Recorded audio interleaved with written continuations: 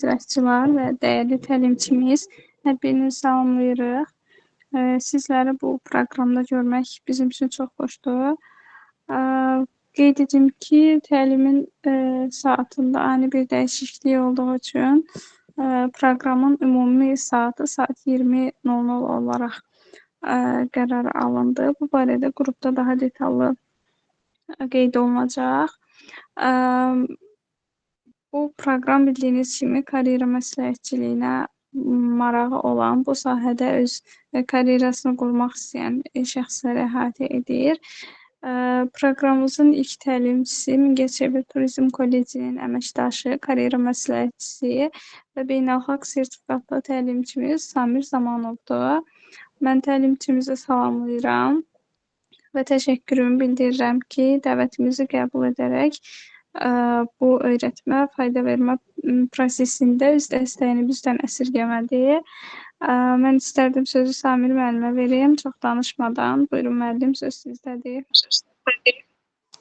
Çox sağ olun, təşəkkür edirəm təklifiniz üçün və bugünkü bu auditoriya üçün təşəkkür edirəm.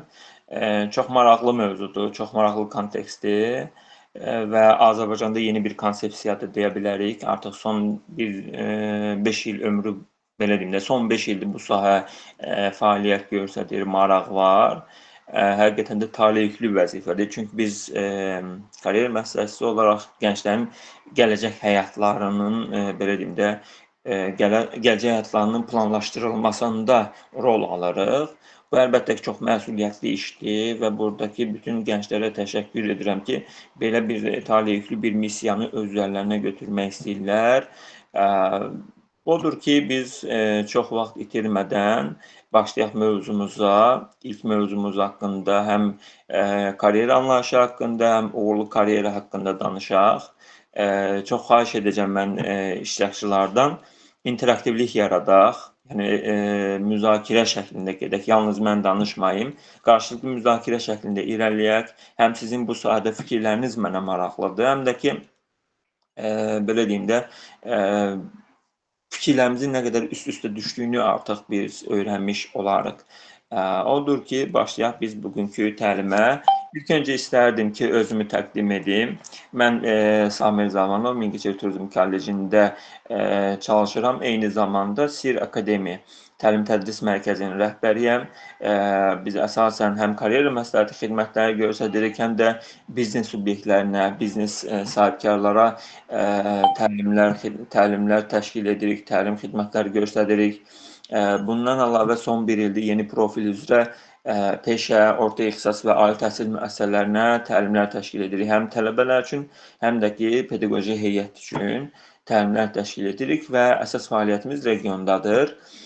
Bugünkü mövzumuzda biz karyera anlayışı haqqında danışacağıq. Çox maraqlı konsepsiya və çox maraqlı bir istiqamətdir. Karyera nədir və uğurlu karyera necə qurulur? Ümumi başlığımız budur.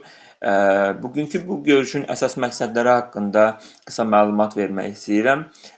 Əsasən qısa müddətli bir maksimum 2 saat çəkəcəyi üçün məqsədlərimiz çox azdır. Bugünkü görüşün, bugün biz kariyer anlayışını tam belə deyim də, doğru dildə başa düşməyə çalışacağıq, tam sadə dildə başa düşməyə çalışacağıq, başa düşəcəyik. Daha sonra uğurlu karyera qurmaq üçün hansı yollar var, bunu öyrənəcəyik və fərdi inkişafa təşviq etmiş olacaq bununla bağlı. Çox həqiqətən də maraqlı və məsuliyyətli bir sahədir deyə bilərik.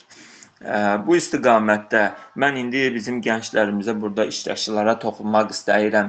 Zəhmət olmasa ya chat bölməsində, ya da səsi açaraq həm özünüzü təqdim edərdiniz, həm də ki, belə bir cümləni siz belə deyim də formalaşdırmış olmanızı istəyərdim. Mən gələcəkdə olmaq istəyirəm. Cümlənin sonu olmaq istəyirəmlə bitsin. Başlığı isə mən gələcəkdə ilə bitsin. Aranı siz doldurun. Mən gələcəkdə nə olmaq istəyirəm? O aranı doldurmanızı xahiş edirəm. Buyurun.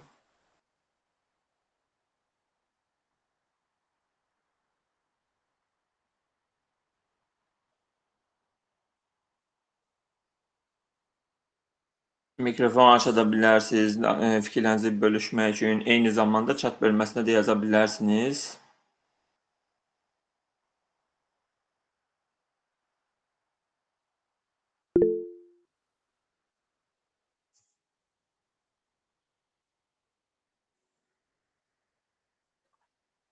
Axşamınız xeyir. Bağışlayın, kameramı aça bilmirəm.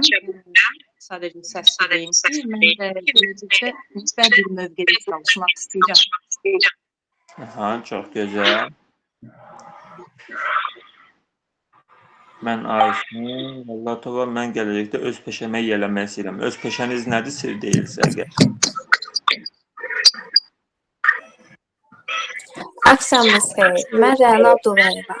Sumqayıt Kollejinin birinci kurs tələbəsiyəm. Gələcəkdə networker olmaq istəyirəm. Çox gözəl. Müasir dövrün əsas peşələrindəndir. Aysun xanım şəbəkə inzibatçısı. Möhtəşəm bir sahədir. Müasir dövrün tələblərindəndir. Süni intellekt əsaslı.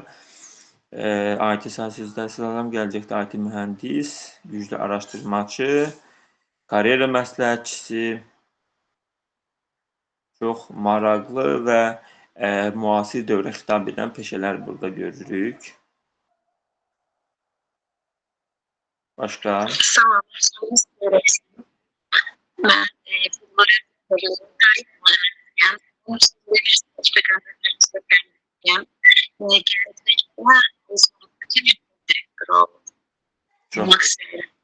Çox gözəl karyera hədəflərindən biridir.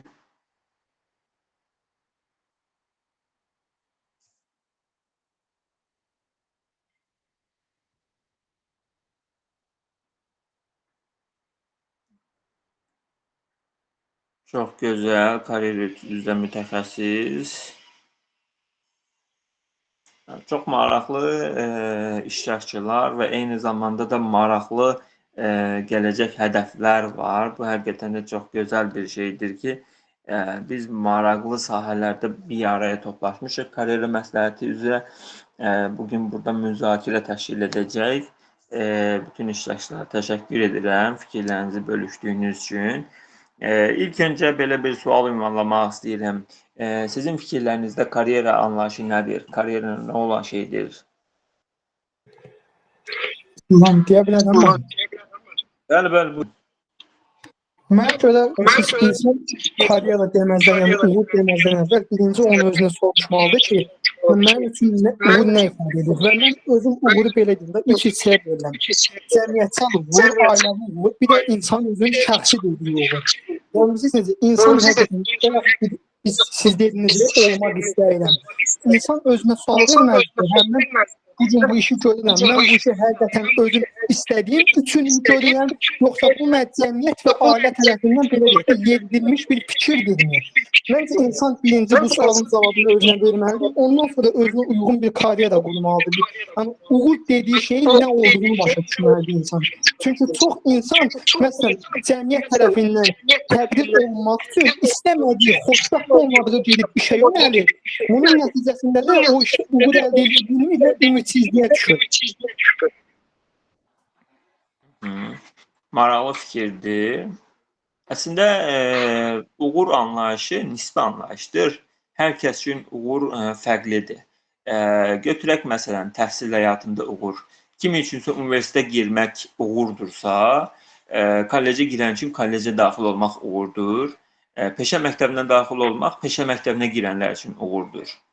Yəni, uğur çox nisbi anlayışdır. Yəni, bəzən insanlar daha yüksək nailiyyətlərə çatanda, aşağı nailiyyətlərdə olan insanları, yəni onların maksimum, belə deyim də, çata bildiyi hal-hazırki dövr üçün olan uğurlara belə çox pis yuxarıdan aşağı baxırlar. Bu insanlara bəzən psixoloji olaraq da təsir edir. Ayda, sən hələ kolleci, belə deyim də, doğru dildə yaxınlaşsaq, deyir ki, sən hələ kollec tələbəsən, mən magistram, aspirantam, falanam, filan yerdəyəm. Bu əslində çox nisbi anlayışdır. İnsanın potensialına görə dəyişən bir anlayışdır. Yəni, biz karyera anlayışı ilə uğur anlayışları müəyyən qədər bir-birinin yanına gəlir, amma tam eyni şeylər deyildir.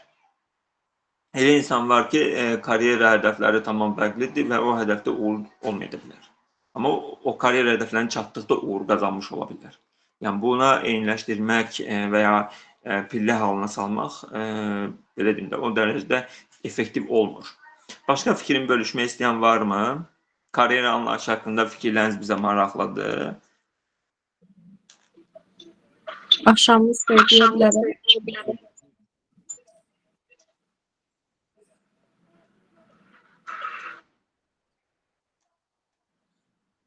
Buyurun, eşidirik sizi. Bir də axtarmışım, salamlayıram. Ümumiyyətlə, karyera qurmaq üçün bunu aşağı siniflərdən şagirdlərə tərif etmək lazımdır. Yəni 9-cu sinifdə daha çox uşaqlarımıza yeniyetməlik dönəmidir və bunları aşılamaq lazımdır. Sən nəçi olmaq istəyirsən? Burada müəllimlərin, valideynlərin və yaxud da ki, digər onların həyatında olan insanların fikirlər daha çox önəmlidir. Yəni biz uşaqları, şagirdlərimizi, təhsil alırlarımızı doğru düzgün istiqamətdə yönəltməliyik ki, gələcəkdə onlar bu quracaqları işdə karyera sahəsində doğru düzgün addım atmağı bacarsınlar, həmçində peşman olmasınlar. O, belə deyək də, o peşəsini sevməyi bacarsın və onu sevə-sevə həyata keçirəbilsin. Bunun üçün də bu aşağı pillələrdən başlanmalıdır. Yəni, belə deyək də, müəllim olaraq biz müəllimlərin üzərinə düşəcək ən böyük işlərdən biri də bu uşaqlarımızı doğru düzgün istiqamətləndirmək. Bunu da istiqamətləndirmək üçün onların bilik və bacarıqlarına fikir verməliyik ki, bu uşağın bilik və bacarığı hansı meyarlara uyğundur. Məsəl üçün, bəzən müəllimlər olur ki, öz şəxsi mənafeyi uğruna sən birinci qrupa getsən, ikinci qrupa getsən, üçüncü qrupa get. Amma bu və yaxud da valideyn istəklərini uşaq həyata keçirdir. Bu tam bəzi şagirdlər var ki, baskı olur onlara ki, sən mütləq bu sahəyə getməlisən, sən mütləq bu sahəyə getməlisən və sonunda bəlli olur ki, həqiqətən də bunlar mənim özümün belə deyək də, öz dərs etdiyim müddətdə görmüşəm ki, həqiqətən də şagirdlərimin bir çoxusu evdə valideynin baskısı, evdə valideynin belə deyək də çox güclü bir şəkildə sən universitetə qəbul olmalısan və həqiqətən də uşaq məcburiyyətdən istəmədiyi fakültəyə qəbul olur, amma sonunda diplomu valideynə verir ki, buyur, bu sənin diplomun, amma mən bugün elə şagirdlərim var ki, məsəl üçün Azərbaycanda bugün ən tanınmış aşpazlardan biridir. Amma o vaxtı ilə biz valideynə də deyəndə ki, bu uşaqda işin olmasın, qoy istədiyi sahəni seçsin, deyir, yox, mənim mütləq evladım ali təhsil almalıdır. Baxın, burada bu uşaqla valideyn arasında evdə, ailədə münaqişəyə səbəb olacaq bir şeydir. Yəni, şagird, belə deyək də, tələbə 4 ilini, 3 ilini orada itirdi, amma burada nə elədi? Gəldi, getdi, yenə də öz bildiyi yerə getdi və bugün Azərbaycanda ən tanınmış aşpazlardan, ən tanınmış, belə deyək də, üzr istəyirəm ifadəmə görə, xod gedən restoranlarda bir nömrəli aşpazdır.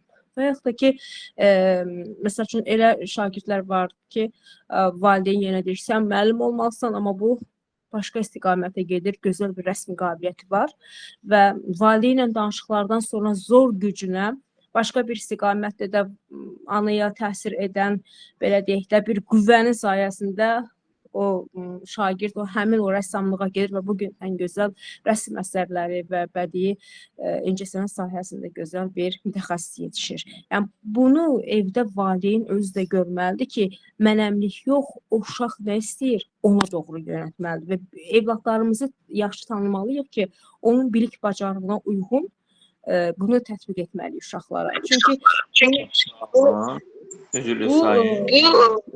danışdım. Təşəkkür edirəm. Sayın, sözünüzü kəsmiş oldum. Əslində çox gözəl nöqtələrə vurğuladınız. Burada vacib məsələ həqiqətən də aşağı siniflərdən başlamaqdır. Biz əsasən bu konsultasiyaları daha çox keçirdirik 7-8 siniflər arasında. Yavaş-yavaş onları 9-cu sinifə hazırlayırıq. Yəni, onları 9-cu sinifdə çatanda artıq həmən şagird öz məqsədlərini qoymuş olur. Biz onlar üçün hətta görüşlər də təşkil edirik, hansı ki, sahədə ixtisaslaşmaq istəyirlərsə. Burada mən chat bölməsində olan bir neçə mesajı oxumaq istəyirəm. Bu, bayaqki əlavələrim də bu istiqamətdə olacaqdır, onun üçün oxuyuram. Aynur xanım deməli yazıb, karyera olduğunuz halda öz işini daha peşəkarlaşdırmaqdır. Maraqlı yanaşmadır əslində. Fatimə xanım yazıb, karyera insanın peşəkar həyatında inkişaf etməsi, müəyyən sahədə irəliləməsi prosesidir. Çox yaxın fikirlərdir, yanaşma olaraq gözəldir. Fərq Hamiyacıb, mən 3-cü kurs tələbəsiyəm. Bizə karyer planlaması adlı fənni hələ indi tədris edirlər. Bayaq qeyd edən xanımın fikirlərinə qoşuram. Düşünürəm ki, bu fənn orta məktəbdən başlasa tədris olunmalıdır. Bəlkə də o öz potensialını kəşf edəcək və sonradan boş-boşuna sadəcə diplom almaq xəttinə universitetə getməyəcək. Özü üçün gələcək uğurlu olacaq, peşəni seçmiş olacaq. Çox gözəl fikirlərdir. Təşəkkür edirəm fikirlərinizə görə. Ümumilikdə karyera anlayışına toxunası olsaq, karyera nədir? Elmi ədəbiyyatlarda bu əsasən bu formatda gedir ki, insanın iş həyatında izlədiyi vəzifələr arzuğudur. Yəni, biz bir müəssisəyə daxil oluruq. Deyək ki, kiçik işçi kimi, sıravi işçi kimi. Daha sonra bizim orada vəzifəmiz artır. Kiçik mütəxəssis, orta mütəxəssis, baş mütəxəssis və daha sonra gediriksə, məsələn deyək, sektor müdürü, müavini, müdür, daha sonra sahə rəisi, daha sonra daha üst pillələr və bu şəkildə biz aşağıdan yuxarı müəyyən bir istiqamət üzrə vəzifələri toplusunu izləyirik, düzdürmü? Bu hansı ki, biz CV-bizdə tərs xronologiya ilə onları qeyd edirik. Ədəbiyyatlarda bu karyera kimi gedir. Karyera anlayışı kimi gedir.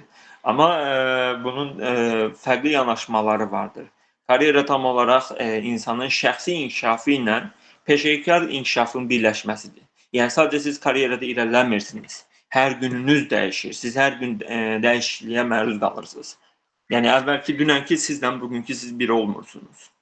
Çünki hər gün sizin, belə deyim də, keçdiyiniz yol dəyişir.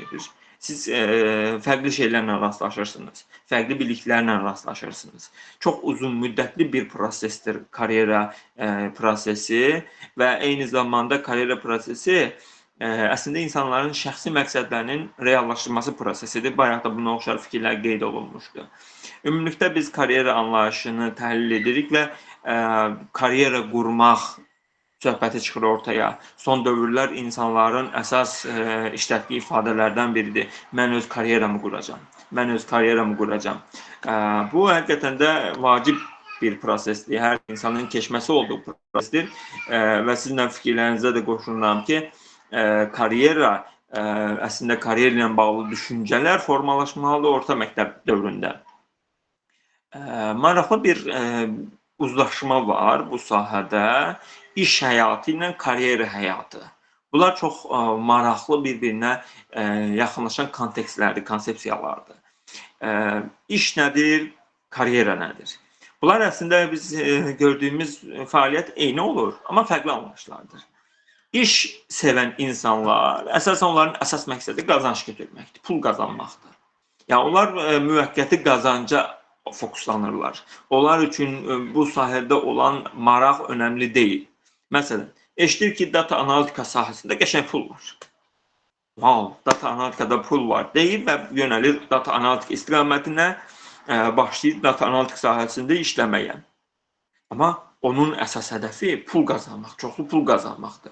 Buna görə də 3 ay, 6 ay sonra o həvəs ölür. Çünki 3 ay, 6 ay o pul əldə olunmur. Müəyyən bir etap keçilməlidir, karyera o keçilməlidir ki, siz o pula çatasınız. Ona görə də 3 ay, 6 ay və daha sonra o maraq ölür və insan o işi tərk edir. Deyir, yox, bu iş məndə alınmadı. Alınmadı. Necə yəni alınmadı? Çünki axı o sahədə də qazanan var axı. Necə oldu? Onlarda alındı, səndə alınmadı. Əgər o sahədə pul yox idisə, heç kimdə olmazdı. Deməli, burada başqa məsələ ortaya çıxır. Məsələ burada karyera, uzun müddətli inkişaf. Biz sahəmizi sevməliyik ki, o sahənin, belə deyim də, uzun müddətli inkişafına nail olaq. İstənilən bir sahənin peşəkarı olmaq müəyyən bir bizdən bir şeylər alır, həyatımızdan bir vaxt alır. Bir dəyər verdiyimiz, önəmli olan bir şeyləri bizi itiririk. Necə itiririk? Məsələn, öyrənmək istəyiriksə, deyək ki, data analitika olsun, psixologiya olsun, hər hansı bir sahəni öyrənmək istəyirsə, gedib onun təhsilini almalıyıq və ya kurslarına qoşulmalıyıq, düzdürmü? Və ya kitablar oxumalıyıq. Amma o vaxtda bizim vacib digər işlər var ki, biz onları deyirik ki, yox, bundan sonra bu mənə vacibdir. Biz işlər arasında əhəmiyyət ölçürük ki, hansı daha mənim üçün vacibdir. Deməli, biz nələrsə fəda edirik, nələrsə qazanırıq qarşılığında. Və təsəvvür edin, bayaqları iştirakçılardan biri qeyd etmişdi ki, orada biz belə deyim də, hələ indi bizə karyera fənni keçirlər və bayaq xanım da qeyd etdi ki, təhsilini alır, bitirir və diplomunu gətirib valideyninə verir ki, al bu sənin istədiyin diplom. Baxın, bu nə üçün yaşanır? Bu karyeranın, ümumiyyətlə karyera haqqında fikirlərin olmaması, insanların öz, belə deyim də, nail ola bilmədiyi şeyləri övladlarına aşılamaq istəməyi ilə əlaqədardır. Mən məsələn psixoloq olan bilməmişəm deyək, məsələn, övladıma məcbur edirəm ki, sən get psixoloq yoxla. Axı o psixoloq yoxunda mən oxumuş olmuram, o oxumuş olur. Yenə də mən istəyimə çatmış olmuram, çünki mən olmamışam, övladım olubdur. Bu, belə deyim də, amma yaşlı insanlarda bu daha çox təsir mexanizmi var və onlar övladlarına daha çox təsir edə bilirlər bu istiqamətdə. Bu əslində belə olmamalıdır. Hər kəs öz marağı istiqamətində və potensialı istiqamətində hərəkət etməlidir ki, uğurlu bir karyeraya sahib olsun. Bunun üçün nə etməlidir? Hansı alətlər işlənməlidir? Biz əsasən orta məktəb şagirdlərlə işləyirik. Əlbəttə ki, regionda bunu işləmək biraz çox çətindir. Hələ də bir çox valideynlər burada bizə qarşı çıxan fikirlər var. Biz Təhsil Nazirliyindən rəsmi icazəmizi aldıq ki, biz orta məktəb şagirdlərindən görüşək. Onlarla bu barədə söhbətlər aparaq. Söhbətlər apararkən ümumiyyətlə bugünə qədər keçirdiyimiz görüşlər çox maraqlı bizə məlumatlar verib, çox maraqlı dataya malikik. Bu datanın kiçik bir elementlərini sizin bölüşmək istəyirəm, məlumat bazasının kiçik bir hissəsi ilə sizin bölüşmək istəyirəm. Deməli, bugünə qədər keçirdiyimiz konsultasiya görüşlərinin sayı 5000-dən çoxdur. O çox olan hissəsini kənara qoyaq, 5000-ə baxaq. 5000 keçirdiyimiz görüşdə öyrəndik ki, orta məktəbdə 7-ci sinifdən yuxarı olmaqla bir çox potensial bacarıqlar üzə çıxır. Yəni 7-ci sinifi keçən şagird artıq müəyyən bir bacarıqlar onda üzə çıxır. Və bu üzə çıxma nəticəsində onlar müəyyən bir sahələrə maraq yaranır. Görürük, hər sinifdə 4-5 dənə oxuyan var, geri qalanı oxumaq istəmirlər. Nəyə görə oxumaq istəmirlər? Biz onlara fokuslandıq. Oxumaq istəyənlərə də, oxumaq istəməyənlərə də fokuslandıq. Hər biri ilə fərdi görüş keçirdik. Ümumi bizim nəticəyə gəldiyimiz budur ki, Azərbaycanlı gənclərin heç biri bacarıqsız deyil, heç biri məqsədsiz deyil, heç biri istedadsız deyil. Amma nədir? Bacarığını, istedadını kəşf etməyən gənclər də oldu. Və bu sahə bizə karyera məsləhətçilərinin tələbatını ortaya qoyur ki, həqiqətən bu sahəyə tələbat var. Çünki kifayət qədər gəncimiz, şagirdimiz hələ öz, belə deyim də, bacarıqlarının fərqində deyil. Özünü hələ kəşf etməyən, özünü tanımayan kifayət qədər insan var. Mən adətən bu sualı verirəm şagirdlərimizə ki, siz özünüzü tanıyırsınız. Hamı deyir, hə, mən tanıyıram, mən filan kəs, filan kəs. Deyirəm, adını bilmək, soyadını bilmək, hələ özünü bilmək deyil. Siz sadəcə ad soyadını, yəni subyekt kimi tanıyırsınız. Siz dərinə enmisinizmi? Mütləq şəkildə karyera məsləhətçilərinin bir konsultasiya zamanı ilk edəcəyi görüş özünü tanıma görüşlərdir. Və burada ən çox vaxt aparan, ən çox, belə deyim də, bacarıqların yüksək olması gözlənilən hissə dəyərlər hissəsidir. Biz insanların şəxsi dəyərlərini, iş dəyərlərini fərqli şəkildə baxmalıyıq və onları sorğulamalıyıq. Təsəvvür edin, 40-50 dənə dəyəri biz ortaya qoyuruq. İştirakçımıza deyirik ki, bunlardan özün üçün 5, 6 və ya 7 bir dəyər seç. Və iştirakçı o dəyərləri seçir və biz başlayırıq ondan dəyərləri sorğulamağa. Müxtəlif sorğu sualları var, sorğu alətləri var. Biz onlarla sorğulayırıq və bəzi hallarda ortaya çıxır ki, həmən şəxsin seçdiyi o 5-6 dəyər əslində olan dəyəri deyilmiş, o elə bilirmiş. Və biz təzədən dəyərləri təhlil edərkən o şəxs üçün olan dəyərləri ortaya qoyuruq ki, bu dəyərlərə malikik, amma fərqində deyilmişik. Burada ortaya çıxır fərqindəlik. Yəni, insan öz fərqindəliyi olmalıdır. Hər kəs özünün fərqində olmalıdır. Hansı ki, iş müsahibələrində bizə sual verirlər. Məsələn, nəyə görə sizi seçək? Burada o fərqindəlik üzə çıxır ki, biz özümüzü ifadə edək ki, nəyə görə sən məni seçməlisən? Digər 40 nəfəri yox. Mənim onlardan üstün cəhətlərim nələrdir? hansı cəhətlərə görə mən onlardan daha bacarıqlıyam və bu iş sırf mənə görədir. Bunu mən isbat etməliyəm, düzdürmü? Buna görə biz düzgün yanaşmanı qoymalıyıq. Düzgün yanaşma uğurlu karyeranın əsas bünövrəsidir deyə bilərik. Bəs chat bölməsinə yazmanızı xahiş edirəm. Uğurlu karyera üçün vacib olan amillər və ya elementlər deyək, nələrdir? Necə bir karyeranı siz uğurlu karyera kimi görürsünüz? Hansı amillər burada rol oynayır?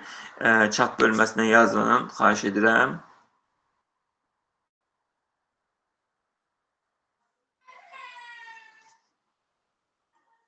Çalışmaq çox gözəl fikirdir. Məqsədli şəkildə çalışmaq. Düzgün plan.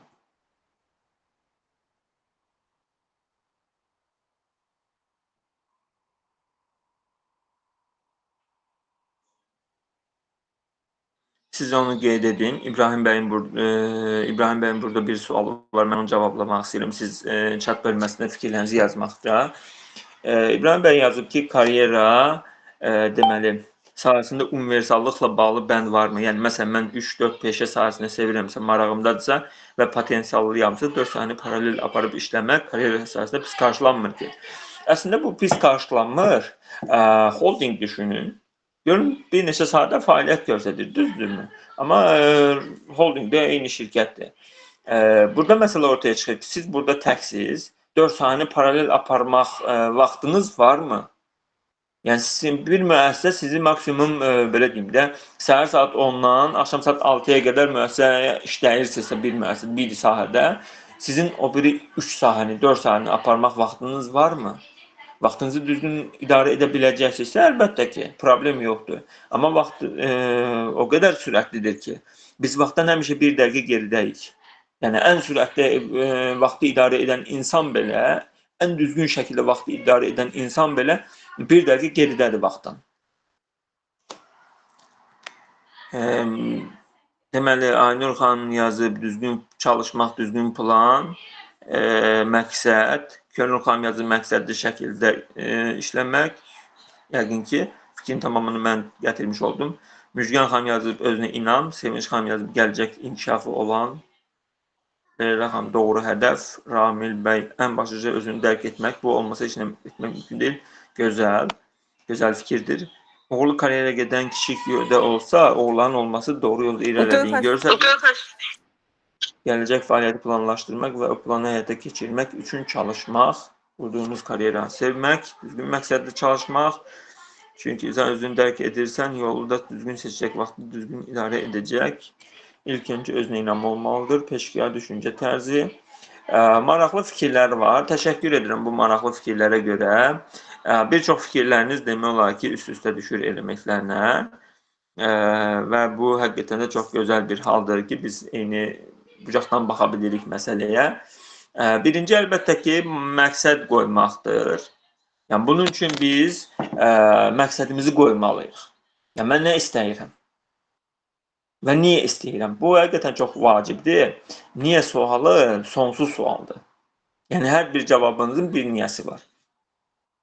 Hansı ki, insan niyəsini düzgün müəyyənləşdirib ki, mən niyə istəyirəm? O məqsəd həqiqətən də belə bizim üçün vacib məqsəddir. Baxın, istədiyiniz sahəni elə istəməlisiniz ki, yəni, məsələn götürək, müəllim olmaq istəyirsiniz. Müəllimlik sahəsini o şəkildə istəməlisiniz ki, o olmasa sizin həyatınızda nəsə dəyişir. Məsələn deyək, mən əgər müəllim deyiləmsə, mən özümü tapa bilmirəm. Depressiya düşürəm deyək və özümü bu həyatda mənasız yaşamış kimi düşünürəm deyək. Bu tərzdə olmalıdır ki, o sahə bizim məqsədimizə daxil olsun. Əksi halda nə baş verir? Təsəvvür edin, siz məqsəd qoyursunuz, 4 il təhsil alırsınız, 3 il belə deyək də, staj keçirsiniz, daha sonra iş yerinizi tapırsınız, daha sonra vəzifəyə təyin olunursunuz, istədiyiniz nöqtəyə çatırsınız, bir geriyə dönürsünüz ki, mənim bir 12-13 ilim gedibdir. İstədiyim yer bu mu? Yox, istədiyim yer bu deyil. 12 ili mən boşa fəda etmiş oluram. Bu 12 il boşa, misal üçün dedim, 12 il boşa getməsin deyə siz bugün niyəsini düzgün tapmalısınız. Biz bunun üçün nə edirik? Və sizə də tövsiyəm budur. öz məqsədlərinizi, karyer məqsədlərinizi qurarkən olmaq istədiyiniz sahəni, insanlarını tapın. Məsələn, olmaq istəyirəm həkim, cərrah. Gedib bir cərrahla danışıram ki, mən gələcəkdə cərrah olmaq istəyirəm. Mənə cərrahın həyatından danış. Cərrah həyatı necədir? Nə vaxt istirahət edir? Nə vaxt ailəsinə vaxt ayırır? Nə vaxt işləyir? Hansı işləri görür? İşləri maraqlımı? Bu suallar sizə əslində sizin məqsədlərinizi təyin etməkdə kömək edəcək. Siz qərarınızı verə biləcəksiniz ki, həqiqətən də mən bunu sahəni istəyirəm. Əks təqdirdə sizdə belə deyim də, gəlib o nöqtəyə çatanda peşmançılıq hissi yaşanacaq. Heç kimə də arzulamıram ki, bu peşmançılıq hissi olsun. Yəni məqsəd qoymaq çox vacibdir. Daha sonra biz potensialı kəşf etmə deyilən bir alət var. Biz öz potensialımızı kəşf etməliyik. Məqsədi qoymuşuq. Məsələn, məqsədimiz olaraq deyək ki, buradadır. Biz öz potensialımızı kəşf edirik buralarda bir yerdə, düzdürmü? Burada tapdıq. Daha sonra bizə lazımdır ki, bu nöqtədən bu nöqtəyə çatmaq üçün aranı doldurmaq. Deməli, bizə lazımdır. Hansı bacarıqlar mənə lazımdır? Hansı bacarıqlar mənə hansı səviyyədə lazımdır? Bu çox vacib detaldır. Mənə lazım olan bacarıq məndə varmı? Varsa, hansı səviyyədədir və mən onu hansı səviyyəyə qaldırmalıyam? Yoxdursa, mən onu necə inkişaf etdirməliyəm? Necə yaratmalıyam özümdə? Bunun üstündə bir plan qurursunuz. Baxın, karyera planı budur. Bizim olduğumuz nöqtə ilə olacağımız nöqtə arasındakı o boşluğu doldurma fəaliyyətidir karyera planlaması. Biz o planı quranda ora çatmağın yolunu çizmiş oluruq. Və davamlı monitoringdə, yəni davamlı yoxlanış keçiririk ki, mən o yolu ayrılmamışam ki, mən o yolu istiqamətini dəyişməmişəm ki, bunu siz belə deyim də, yolunuzu tutmusunuz və yoldan ayrılan zaman siz qayıda biləsiniz yolunuzda. Bunun üçün kariyer planlaması vacibdir. Əks təqdirdə mən həkim olmaq istəyirəm, gedirəm, stomatoloq oluram. Mən istədiyim bu deyil, mən cərrah olmaq istəyirəm. Bu yol şaşılmasın deyə, belə tiklə deyən olmasın, itirməyək deyə yolumuzu karyera planlamasında olması vacibdir və bacarıqları inkişaf etdirməyimiz vacibdir. Eyni zamanda günün tələbi şəbəkələşmək, networking əsas amillər sırasındadır. Yəni, əmək bazarı hissəsi ilə bağlı düşünürəm ki, Günay xanım modul qoyub bu kursda. Çünki əmək bazarı çox vacib detaldır. Bizim internetdə gördüyümüz vakansiyaların təsəvvür edin ki, əmək bazarının, yəni işçi ehtiyacının sadəcə 10%-dir. Yəni bizim internetdə qarşılaşdığımız vakansiyalar sadəcə 10%-dir. Bəs yerdə qalan 90% vakansiya hardadır? Bu gizli əmək bazarındadır. Yəni tanışlıqlar vasitəsilə. Yəni mən məsələn, Sir Akademiyada vakansiya varsa, mən onu vakansiya elan etməkdən qabaq öz ətrafındakı şirkətlərə müraciət edirəm, tanıdığım insanlara müraciət edirəm ki, səndə belə bir işçi varmı bu bacarıqlara sahib? O öz nümayəndəsini deyir ki, mənim filan kəs tanışım var, o bacarıqlara malikdir. Götür, bax, işləyə bilirsənsə işlə. Götürürəm onu, 3-4 ay sınayıram, görürəm ki, istədiyim kadr budur, götürürəm işə. Yəni, vakansiya elan etməkdənsə buradan götürmək ki, mənim üçün daha yaxşıdır. Çünki onun zəmanətçisi var. Zamini var ki, filan kəsin tövsiyəsidir. Filan kəs mənə pis adam verməz. Çünki o sabah məndən istəyəndə mən də ona pis adam verməyim deyə şəbəkə vasitəsi ilə formalaşır. Bunun üçün sizə tövsiyəm şəbəkənizi qurun. Olmaq istədiyiniz sahədə olan insanların bir şəbəkəsini formalaşdırın. Yəni, siz IT mühəndis olmaq istəyirsə gedib fərqli sahədə olan insanlarla şəbəkə qurmayın. IT sahənin mütəxəssisləri ilə, məsələn, data analitik istəmirsiniz, data analitik mütəxəssislərlə, hansı ki, bugün işləyirlər, vəzifədədirlər, onlarla dostluq qurun. Yəqin ki, LinkedIn platforması hər birinizdə var, yoxdursa da tövsiyə edirəm, daxil olun LinkedIn platformasına, Play Marketdə yaza bilərsiniz. Orada özünüzün peşəkar hesabınızı yaradın və olmaq istədiyiniz sahənin insanlarına bir dostluq atın, onlarla ünsiyyətə başlayın. Sadəcə dostluğunda var, saxlayın, var, əla, 300 nəfər dostluğunda var deyib dayanmayın. Onlara mesaj yazın. Mən bu sahədə irələmək istəyirəm, siz bu sahədə təcrübəlisiniz, mən hansı yolu keçin. Onlardan məsləhətlər alın. Və təsəvvür edin, 20-30 nəfərdən məsləhətlər alırsınız, onları bir yerə yığın, təhlil aparın ki, bunların hansı məndə var, hansı yoxdur, hansını əldə edə bilərəm və nəyə imkanım çatır. Bu şəbəkələşmə günün tələbidir. Sovet dövründə iş tapılırdı dayday yolu ilə. İndi dayday yolu yoxdur. Dayday indi biraz elmiləşib, bədilə. Belə deyim də, statusu dəyişib. İndiki dayday olub tanışlıqlar, şəbəkələşmə. Yəni indi bəlkə də siz dayday vasitəsilə sadəcə 1-2 qurumda iş tapa bilərsiniz. Oradakı 3-4 aydan sonra siz orada da iş tapa bilməyəcəksiniz. Yəni olduğunuz işi belə itirəcəksiniz dayday hesabına olan, amma tanışlıqlar vasitəsilə olan işi heç vaxt itirməyəcəksiniz. Çünki siz orada öz bacarıqlarınızı ortaya qoya biləcəksiniz. Tək şəkildə də qoymalı olacaqsınız. Şəbəkələşmədən sonra davamlı öyrənmək. Belə bir müdriklərin belə bir sözü var. Əgər bir kitabı açmısınızsa, onu heç vaxt bağlamayın. Bağladığınız gün sizin iş həyatınız bitir. Deməli, nə etməlisiniz? Kitabı açmısınızsa, ömrü billah aç-aça getməlisiniz. Yəni, daim öyrənməyə acı olmalısınız. O öyrənmə acılığı sizi yatmağa qoymamalı. Gecənin yarısında belə durub siz hansısa bir məqalə oxumalısınız, sahəniz üzrə hansısa bir elmi tədqiqatı yoxlamalısınız, axtarmalısınız ki, belə bir tədqiqat var, burada nə yazılıb, nəticəsi nə olub, sorğular təşkil olunub, sorğunun nəticəsi nə olub. Yəni, daim öyrənməyə ac olmalısınız. Gecə yatanda yuxunuza girməlidir ki, dur, filan şey maraqlıdır, filan şeyi axtar. İçiniz o öyrənməyə çox, belə deyim də, yanmalıdır ki, siz onu əldə edə biləsiniz. Bu çox vacib detaldır. Siz daim özünüzü təkmilləşdirməlisiniz. Məsələn, mən ilk kariyera konsultasiyaları keçirdim, sessiyası məsələn deyək, 10 manatdan indi kifayət qədər yüksək məbləğdir. Yəni, bu nə üçündür? Mən öz üzərimə sərmayə qoyuram, əlimdə olan bütün pulu yatırıram ki, mən bu sahəni öyrənəcəm və gedib, belə deyim də, təkmilləşmiş variantda gəlirəm. Təsəvvür edin, təkmilləşməyən karyera məsləhətçisindən təkmilləşmiş arasında fərq yaranır və təsəvvür edin ki, bunun təkmilləşməyən insan çox az alət bilir, çox az yollar, metodlar tanıyır, amma təkmilləşmiş daha çox variant bilir, daha çox alətlər bilir və fərqli alətlər tətbiq edə bilir, insanları daha, onun bacarıqlarını daha rahat kəşf edə bilir. Bunun üçün tövsiyəm bu sahədə daim təkmilləşin. Bir kurs bitirdim, tamam bu mənə yetdi, xeyr yetmədi. Daim yeni kurslara yönəlin, yeni bir sahələrə yönəlin. Bugünkü gün o qədər maraqlı və gözəl dövrdəsiz ki, yəni kifayət qədər resursumuz var, kifayət qədər internetdən resurs var ki, siz ondan əldə edə bilərsiniz. Evdə oturduğunuz halda distant formatda təhsil ala bilərsiniz bu istiqamətdə. Kifayət qədər əlinizdə alət var, imkan var. Eyni zamanda ən vacib məsələlərdən biri səbirdir. İnsan səbirli olmalıdır.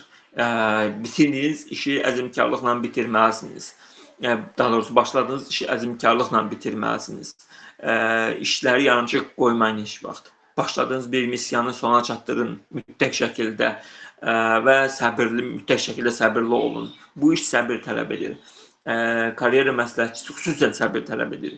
Çünki siz hər yaş qrupunda olan insanla işləyəcəksiniz və onların o qədər fərqli üslubda danışıqları var ki, hərəsi fərqli evdən gəlir, fərqli mədəniyyət sahibidir, fərqli düşüncə sahibidir və siz onlarla danışırsınız, onları suallar yönləndirirsiniz, onlar fikirlərini bölüşürlər.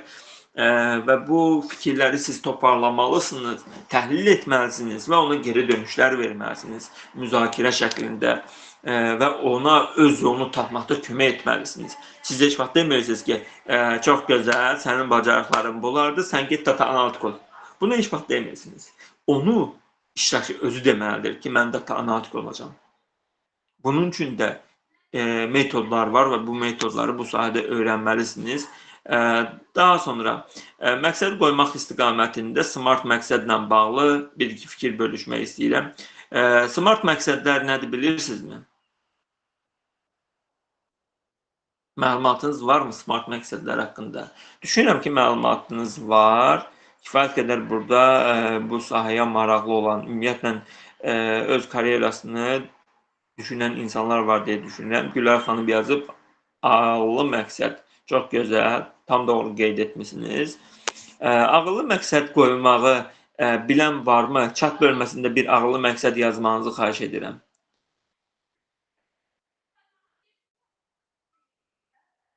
Zəhmət olmasa bir ağıllı məqsəd təyin edin. Necə olur ağıllı məqsəd?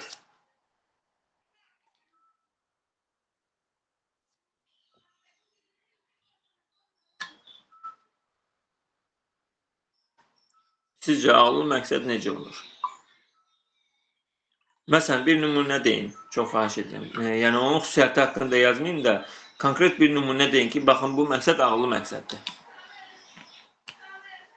Misal üçün, mən 3 il sonra German Hospital tibb başçısı kimi işləyəcəm.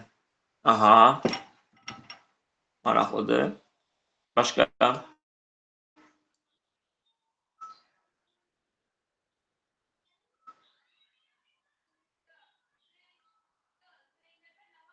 Bir imtahana hazırlaşıram. Məqsədim imtahanı keçmək. Tarix 21.05.25. Əlimdə olan resurs. Reallığa uyğun olmalıdır. Smart məqsəd konkret ölçülə bilən əhatəli. Çox gözəl. Kifayət qədər smart məqsəd haqqında fikirlər var. Mən smart məqsədə biraz fərqli yanaşacağım. Çünki zaten bunları bilirsiniz. Mən onları eyni şeylər deməyim artıq sizin üçün təkrarçılıq olacaq. Düşünürəm ki, siz məndən bundan daha fərqli bir fikir gözləyirsiniz və o fikir verəcəm. Smart məqsəd əslində bizim həyatımıza işlənmiş məqsəddir. Necə olur? Məsələn, mən məqsəd qoymuşam ki, məsələn, 2026-cı il yanvar ayının 13-də Sir Akademi artıq 7 nəfər işçi ilə olacaq, 7 işçisi olacaq və öz böyük ofisimiz olacaq və illik dövriyyəmiz o an üçün büdcəmiz 10.000 manat olacaq. Konkret məqsəd qoyuram. Nə olacaq deyəm? Ofis hardadır, neçə nəfər işçi, rəqəmlər danışır burada. Və mən bunu sadəcə yazmaqla kifayətlənmirəm. Smart məqsədin ağıllı tərəfi ondadır ki, biz bunu sadəcə bir yerə yazıb bitirmirik. Bu məqsədi qoymaqla bitirmirik. Onu mən səhər tezdən yuxudan ayılanda ilk baxdığım yerə vərəqdə yazıb asıram. Qapıdan çölə çıxan yerdə asıram, içəri girən yerdə asıram. Yemək yediyim stolun düz önündə asıram. Gərək mən onu hər dəqiqə görüm. İnsanın dediklərindən çox, bu düşüncə kafatası deyək də, başı onu görməlidir. Biz hər gün onunla üz-üzə olmalıyıq. O məqsəd bizim hər an üz-üzə olmalıyıq, biz ona çata bilək. İndi mən smart məqsədi qoydum. 2 il sonra mən kollecə girəcəm. Məsələn deyək, 2027-ci ildə mən universitetdən məzun olacam, diplomum olacaq. 5 dəqiqədən sonra mən en qədər problemlə qarşılaşdım, unutdum onu. Niyə unutdum? Çünki mən onu yazmamışdım. Amma mən onu yazanda o məqsəd mənim beynimə işləyir. Sizə tövsiyəm, bir film var, bəlkə də baxmısınız, bəlkə də baxmamısınız. The Secret, Sir filmi, Türkçə dublajı var. Orada çox maraqlı bir görüntü var. Onun elmi əsərində, kitabda da bu barədə fikirlər var. Adam öz övladı ilə birlikdə basırdığı quyudan qutunu çıxardır, qutunu açır. İçəridə bir şəkil var. Şəklə baxan kimi adamı ağlamaq tutur. Başlayır ağlamağa. Oğlu soruşur ki, niyə ağlayırsan həyata? Deyir, mən illər əvvəl uşaq ikən olmaq istədiyim evin şəklini çəkmişdim, deyir. Unutmuşam, deyir, mən indi o evdə yaşayırammışım. Yəni, adam o evin məqsədini, smart məqsədini qoyur ortalığa, şəklini də çəkir, gizlədir ki, mən bu məqsədə çatacağım. Və onu sözlə yazır ki, mən belə bir evim olacaq. Və o məqsəd ona xitabən gəlib çatır ora. Şuuraltı biraz işdir. Tövsiyəm bu istiqamətdə ədəbiyyatları oxumanızdır tətbiq edərək. Çox vacib olan alətdir. Daha sonra özünü tanınma ilə bağlı mütləq şəkildə özünüzü bu karyera məsləhətçi işinə başlamazdan öncə özünüzü tanımaqla bağlı testlər istifadə edin. Bu vacibdir, çünki öz bacarıqlarınızı bilməlisiniz ki, hansı bacarığı istifadə edəcəyinizi də biləsiniz. Bu çox vacibdir. Bunun üçün müxtəlif qiymətləndirmə alətləri var. Tövsiyəm bu qiymətləndirmə alətlərindən istifadə etməkdir. Və mütləq şəkildə YouTube-da tövsiyəm uğur hekayələrini dinləyin. Nə üçün dinləyin? Düzdür, o uğur hekayələrini tam olaraq bu uğur hekayələri tam olaraq, belə deyim də, bizim şəraitlə olan şəraiti eyni olmaya bilər, bu anlaşılandır. Amma mütləq şəkildə o uğur hekayələri sizə motivasiya verəcək. Bu uğur hekayələri sizin yolunuza bir işıq olacaq. Tövsiyəm bunu istifadə edin. Chat bölməsində fikirlər var. Onları oxuya bilsəm, gözəl olar. Prosta chat bölməsinə daxil ola bilmirəm. Nə oldu bu? Bir dəqiqə üzrlü sayın.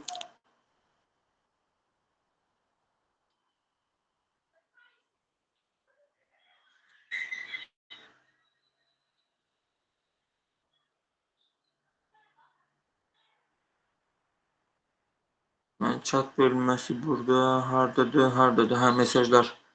Üzrlü sayın. Hə. Burada yazılıb, deməli Fatıma xanım yazıb. Mən 3 ay ərzində Python proqramı üzrə əsas biliklərimi inkişaf etdirmək üçün həftədə ən azı 5 saat praktik məşğul olacağam. Gözəl. Nihat bəy yazıb. Mən anlamıram. Məsələn, siz özünüzü necə tanıyırsınız? Mən özümün güclü tərəflərini bilirəm, zəif tərəflərimi bilirəm. Daha sonra o güclü tərəflərin və zəif tərəflərinin nə dərəcədə güclü və ya zəif olduğunu da bilirəm. İmkanlarımı bilirəm, hansı imkanlarım var, hansı təhlükələr məni gözləyir, bunu bilirəm. Yəni riskin edib etməyəcəyini müəyyənləşdirmiş oluram bu vasitə ilə. Daha sonra bacarıqlarımı, istedadlarımı bilirəm. Hansı bacarığım var, mən bu bacarığı pula çevirə bilərəm, bunu bilirəm. Və hansı istedadım var, onu mən pula çevirə bilərəm, bunu bilirəm. Qorxularımı bilirəm, hansı fobiyalar məni bürüyür, bunu bilirəm. Daha sonra təhsil istiqamətimi, yəni biz təhsil aldığımız müddətdə müəyyən bir biliklərə, bacarıqlara sahib oluruq. Bu bacarıqların fərqindəyəm və mən özümün fərqindəyəm. Ən vacib suallardan biri olan insan həyatında mən niyə varam sualının cavabının sahibiyəmsə, mən artıq özümü müəyyən qədər tanımış oluram. Qalır məndə nə? Özünü kəşf etmək hissəsi. Özümü tanıyıram, özümü dərk etmiş oluram və özünün kəşf hissəsi qalır ki, bunu mən hər an yaşayıram. Heç kim deyəməz, mən özümü kəşf etdim, qurtardım.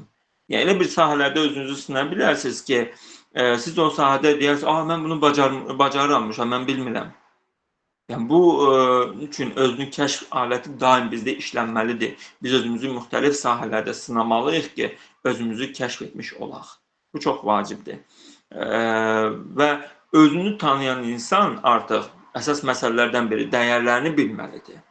Yəni mən bu dəyərləri heç vaxt keçə bilmərəm. Bu dəyərlər mənim işimdə və ya həyatımda mütləqdir. Mən bunları poza bilmərəm. Bunu bütün özünüz haqqında biliklərə sahibsinizsə siz özünüzü tanımış olursunuz deyə bilərəm. Gülər xanım yazıb, oğul hekayələri mənə heç bir zaman motivasiya etmir. Özümə daha çox motivasiya edirəm. Çox gözəl. Çox gözəl, amma bir çox insanlarda kənar xarici motivasiya güclü işlədir. Mən onu onun üçün tövsiyə etdim. Red flaglarını bilməlidir həm də. Əlbəttə ki, mütləq şəkildə o dəyərlər elə insanın red flagləridir. Yəni qırmızı xətləridir deyə bilərik ki, qırmızı bayrağıdır. Bunu heç vaxt keçmək olmaz. Bu dəyərlər də elə. Bu çox vacib detaldır. Belə toxunacağım bugün əsas məsələlər bunlar idi. Geri qalan məsələlər əslində bu mövzuda danışılacaq kifayət qədər müzakirə olunacaq məsələlər var. Sadəcə olaraq belə deyim də Günay xanımın mənə ayrıcı bu olduğu üçün mən bu istiqaməti keçə bilməyəcəm. Çünki artıq digər tərnişi dostlarımın, həmkarlarımın vaxtına və ya mövzusuna girmiş olacağam. Bunu istəmirəm. Kiminsə bu istiqamətdə sualları varsa, zəhmət olmasa yönəldə bilərsiniz.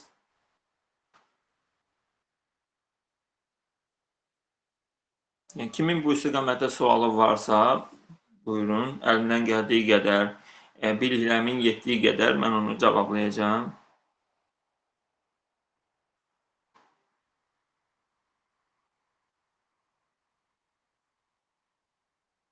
Çox sağ olun Fatimə xanım. Əlbəttə, istənilən bir sualı karyer istiqamətində verə bilərsiniz.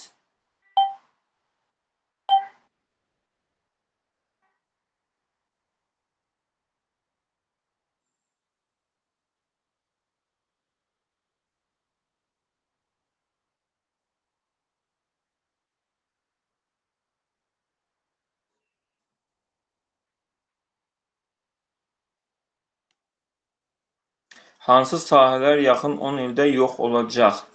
Çox maraqlı sualdır. Bu süni intellektdən bağlı olduğunu düşünürəm. Çünki bir çox yanlış məlumatlar gəzir ki, süni intellektlər, süni intellekt alətləri bizim bir çox sahələrimizi əlimizdən alacaq. Bu hansı sahələrdir? Bu əslində əlimizdən almayacaq. Sadəcə olaraq o süni intellekt alətlərini istifadə edə bilməyənlər işsiz qalacaq. Sahə yerində qalır. Məsələn deyək, müəllimlik peşəsi ilə bağlı baxaq. Müəllimlik peşəsinin hansı texniki tərəfləri süni intellekt əvəz edəcək? Gələcək texniki olmayan digər tərəflər. Yəni kitabdır. İndiki dövrdə süni intellekt olmasa belə internetdən kifayət qədər material olur. Yəni mən gedim dərsdə oturum, müəllim 2 saat mühazirə yazdırsın. Yəni 90 dəqiqə mənə mühazirə yazdırsın, amma mən o interneti evdə oturub internetdən tapa bilərdim. Bu rol müəllimin artıq süni intellekt həll edəcək. Çünki mən süni intellektdə yazanda o mənə xarici ədəbiyyatları belə təhlil edib mənə məlumatı çatdıracaq. Bəs müəllim nə etməlidir? Müəllim internetdən, ChatGPT-dən tapa bilməyəcək bir alətləri mənə verməlidir. Öz təcrübəsindən danışmalıdır, təcrübəsini bölüşməlidir. Burada o sahələr zəifləyəcək. Məsələn, bələdçi sahəsi zəifləyəcək, mühasibatlıq sahəsi işçilər artıq zəifləyəcək. Çünki yeni alətləri bilən işçi işində qalacaq. O süni intellektlə mübarizə bacaran işçi işində qalacaq. Yox, onu bacarmayan işçi isə işini itirəcək və yeni sahələr gələcək. Yəni o demək deyil ki, hamı işsiz qalacaq. Artıq yeni sahələr, bugün adını bilmədiyimiz kifayət qədər sahələr gələcək ki, insanlar o sahəni öyrənəcəklər. Buradan işləm çıxan o gəlib o sahəni öyrənəcək, özünü təkmilləşdirəcək. Məsələn, data analitika sahəsi 10 il qabaq ortalıqda yox idi, indi ortalıqdadır. SMM sahəsi indi ortalıqdadır, moddadır. Yəni yeni sahələr trendə girəcək. Fərid xanım, yeni başlayanlar üçün, bizim üçün məsələn, faydalı ola biləcək təlim yaxud kurslarla bağlı məlumat verə bilərsiniz. Bu sahədə kifayət qədər məlumatı zaten İnkişaf Mərkəzi Günay xanımgil səhifəsində paylaşır. Eyni zamanda Silsile Akademiyada da bunu görə bilərsiniz.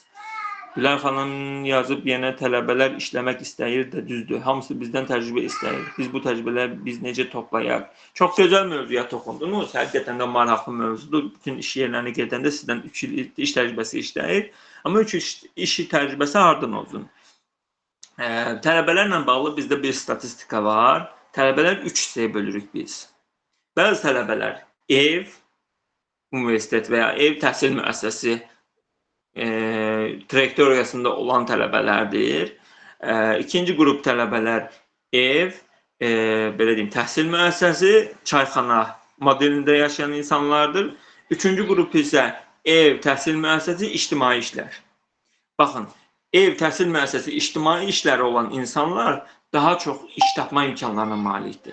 İkinci qrup ev, təhsil müəssisəsi, çayxana olanlar daha çox rəhbər nöqtələrdə biz onları tapırıq. Ev təhsil olanlar isə çox zaman iş tapa bilmirlər, çox təəssüf ki. Çünki bilikləri var, tətbiq etməsi yoxdur. İctimai işlər deyərkən könüllülük fəaliyyətləri. Məsələn, gənclər evləri var, könüllü ola bilərlər. İctimai təşkilatlar var, könüllü ola bilərlər. Müxtəlif layihələrdə özlərini tapa bilərlər və bu onların o minimum iş təcrübəsini əvəz edir.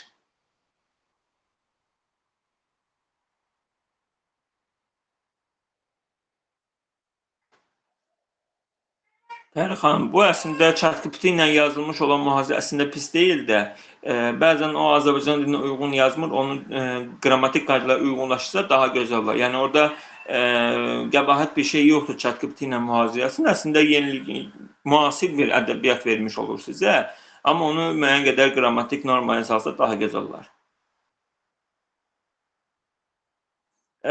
Sevdiyiniz iş sizi maddi cəhətdən təmin etmirsə, bu əslində gözəl, maraqlı problemlər sırasındadır.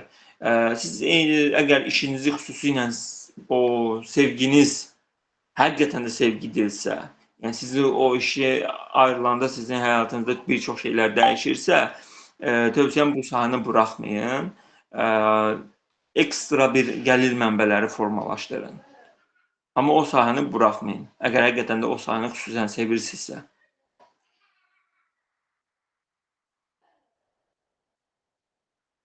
Siz üçüncü qrupsuz Aysun xanım, çox gözəl fəaliyyətdir, dəstəkləyirəm, bunu davam elətdirin. Ən çox karyera imkanlarına malik olan insan sizsiniz və tövsiyəm daha çox şəbəkələşmə yaradın.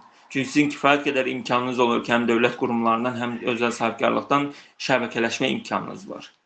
Bu yolu əldən buraxmayın.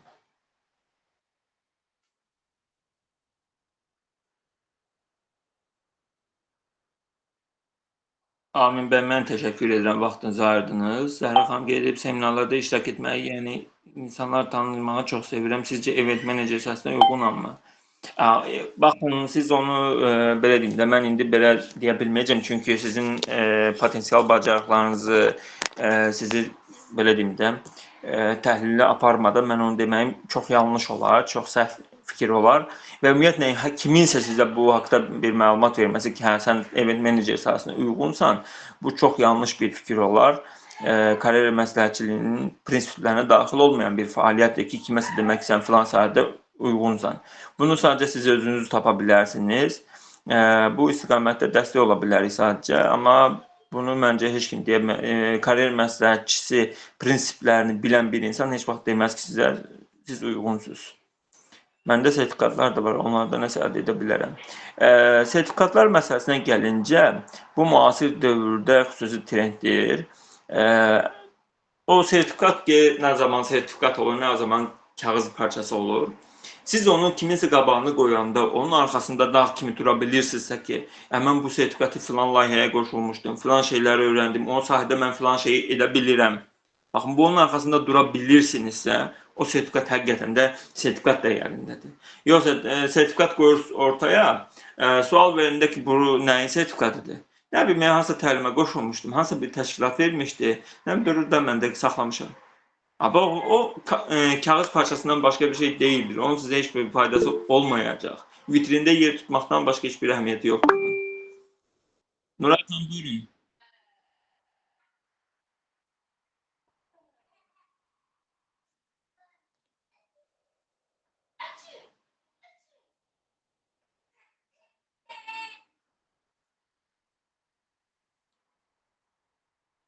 Nuray xanım əl qaldırmışdı. Prosto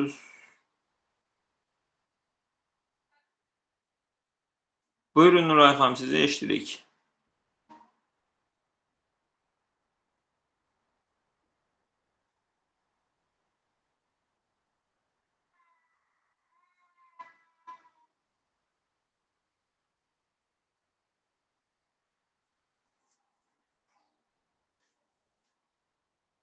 Məndə beyin cəhətdən nəyə sahibdir? Kompüter üzrə öyrədən biri olsa proqramları, məsələn, Canva'da CV düzəltmək istəyirəm, amma tam aydın bilmirəm. Onu öyrədən olsa bilərəm.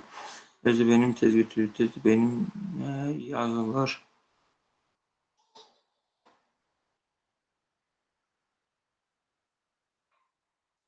Bunun üçün kifayət qədər alətlər var. Yəni YouTube-un özündə belə yazsa sizə o yol göstərəcək. Yəni elə bir problemdir ki, siz onu kimdənsə gözləməyiniz əslində düzgün deyil. Bacardığınız qədər özünüz araşdıraraq, yəni informal xüsusiyyətdə, yəni özünüz axtararaq öyrənməyi tövsiyə edirəm. Gördünüz ki, özünüz öyrənmə resurslarınız çox azdır, onda kiməsə müraciət etməyi tövsiyə edirəm. Yəni, bir çox şeyləri özünüz zəhmətiniz hesabına, vaxtınızın hesabına əldə etmək tövsiyə olunandır. Çünki onu heç vaxt itirməyəcəksiniz, unutmayacaqsınız. Amma kimsə yol göstərəndə 10 dəqiqədən unutma ehtimalınız var.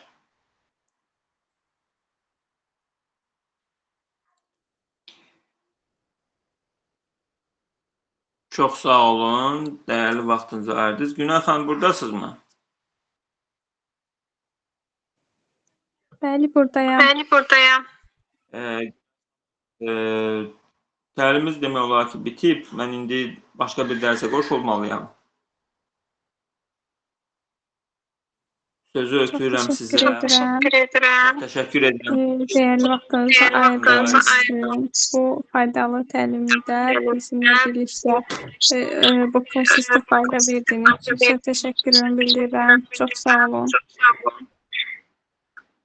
Təşəkkür edirəm ki, bu missiyanın ilk görüşünü mənə ayırmısınız və iştirakçılara təşəkkür edirəm ki, aktiv şəkildə qoşuldunuz.